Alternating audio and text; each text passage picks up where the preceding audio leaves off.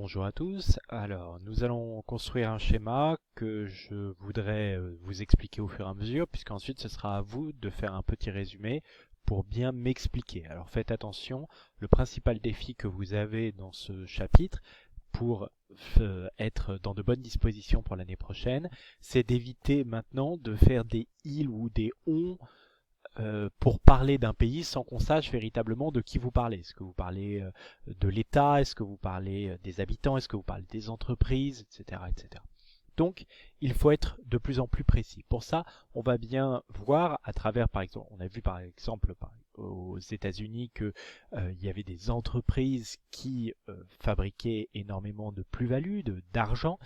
Là, on va essayer de complexifier un petit peu les choses en travaillant sur l'Afrique. Alors, déjà, ne faites pas tout de suite ça, puisque il y a plein de flèches qu'on va faire progressivement.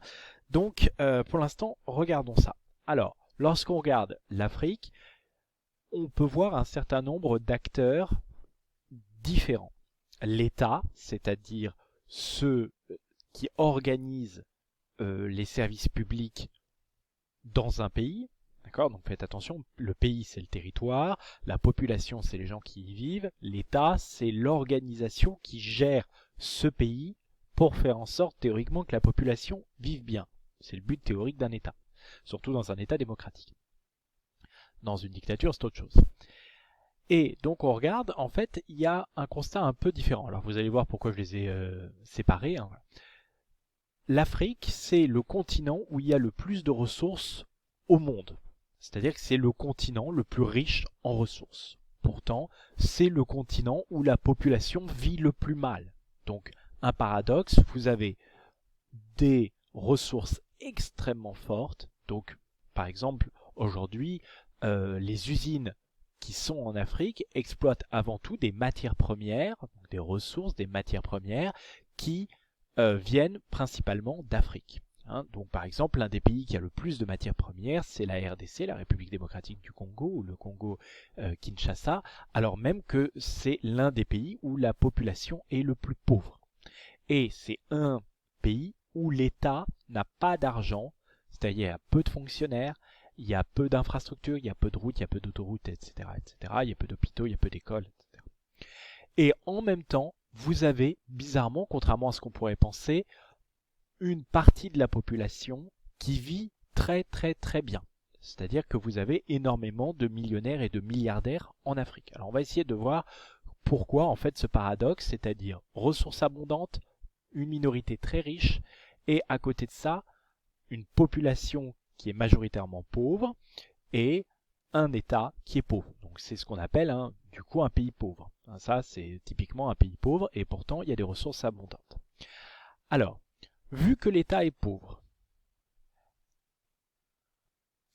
il peut engager peu de fonctionnaires. Ça aurait été mieux que je fasse la flèche jusque-là, vous pouvez corriger. Donc il y a peu de fonctionnaires, c'est-à-dire il y a peu de policiers, il y a peu de professeurs, il y a peu de médecins engagés par l'État, il y a peu de militaires, etc., etc. Vu qu'il y a peu de fonctionnaires, il y a peu de services publics, c'est-à-dire qu'il y a peu d'écoles, il y a peu d'hôpitaux, etc., etc. Puisqu'il y a peu de gens qui travaillent pour l'État, qui peuvent faire ces services publics qui, en France, sont gratuits et nombreux. Donc, ça fait que la population vit mal. Ça fait que les gens sont mal soignés, vont peu à l'école, ou moins à l'école que dans d'autres pays, qu'ils ont plus de difficultés, qu'ils sont plus sensibles aux moindres problèmes. Généralement, en plus, ils sont assez mal payés. Donc, ils sont dans une très grande précarité. C'est-à-dire que le moindre problème les fait passer de la difficulté à la misère, d'une pauvreté à une extrême pauvreté. Et comme ils ont peu d'argent, ce qui est assez logique, ils ne peuvent pas payer beaucoup d'impôts. Donc déjà, on voit que c'est finalement assez logique, c'est ce qu'on appelle un cercle vicieux, c'est-à-dire qu'en fait, ça se renforce et ça ne s'améliore pas, c'est-à-dire qu'il y a l'État n'a pas d'argent, du coup, peu de services publics, peu d'infrastructures, peu de fonctionnaires, du coup la population vit mal, et vu que la population vit mal et est pauvre, eh ben, elle ne peut pas payer beaucoup d'impôts, donc l'État n'a pas beaucoup d'argent. Donc ça, c'est ce schéma-là que vous devez avoir dans la tête, c'est un schéma assez logique. Bon, ça c'est ce qu'on peut expliquer par exemple à des cinquièmes. Pour vous maintenant, on peut aller un peu plus loin puisque maintenant vous êtes plus près de la troisième que de la cinquième. Alors, Ma question est comment ça se fait que ça, tout ça est pauvre, alors que ça existe toujours? Eh bien parce qu'en fait, ce n'est pas la population locale qui profite des ressources abondantes. C'est-à-dire que, en fait, pour tout un tas de raisons, principalement parce que cette population pauvre n'a pas les capitaux nécessaires, c'est-à-dire l'argent nécessaire pour payer les infrastructures permettant par exemple de faire des mines d'or, de faire des mines de diamants, etc. Donc souvent en fait, dès qu'il faut un petit peu de capital, ou tout simplement parce que cette mine elle a été achetée par quelqu'un d'autre, eh bien ceux qui ont le plus d'argent, ils vivent à l'extérieur du pays et donc ce sont des entreprises étrangères qui exploitent les ressources. Ce qui n'est pas forcément gravissime. Vous savez que nous, en France, vous avez plein d'entreprises qui travaillent en France et qui euh, contribuent quand même à créer des emplois. Alors, on peut dire est-ce que c'est bien ou est-ce que c'est pas bien, ça a un certain nombre d'inconvénients, mais ça n'est pas forcément dramatique. Là où c'est dramatique, c'est que ces entreprises étrangères ne participent pas à enrichir l'État.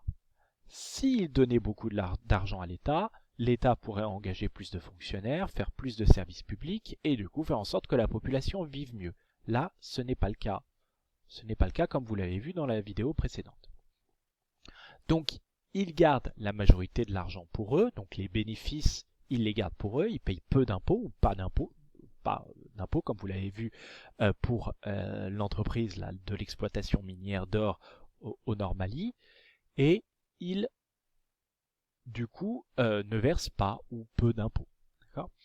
Alors comment ça se fait qu'ils payent peu d'impôts? Eh bien c'est en lien avec notre dernière image, parce qu'en fait ces entreprises arrivent à corrompre une partie de la population. C'est-à-dire que normalement, ça fait plaisir à personne de payer ses impôts, mais vous n'avez pas le choix. En France, si vous ne payez pas d'impôts, vous avez la police qui va vous arrêter, vous avez tous les services de l'État qui vont faire en sorte que vous soyez obligé de payer des impôts, et si vous ne payez pas d'impôts, vous allez avoir une amende, et si vous ne payez toujours pas, c'est la prison.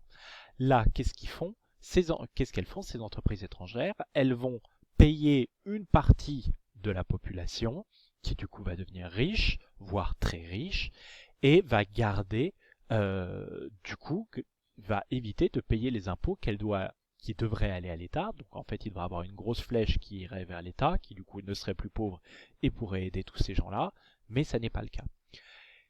Et le problème est peut-être encore plus grave, que en fait cette minorité, elle aussi, arrive à faire en sorte de ne pas payer d'impôts, c'est-à-dire que généralement ils vont corrompre les policiers, ou généralement il n'y en a pas beaucoup non plus, et du coup eux aussi payent très peu d'impôts.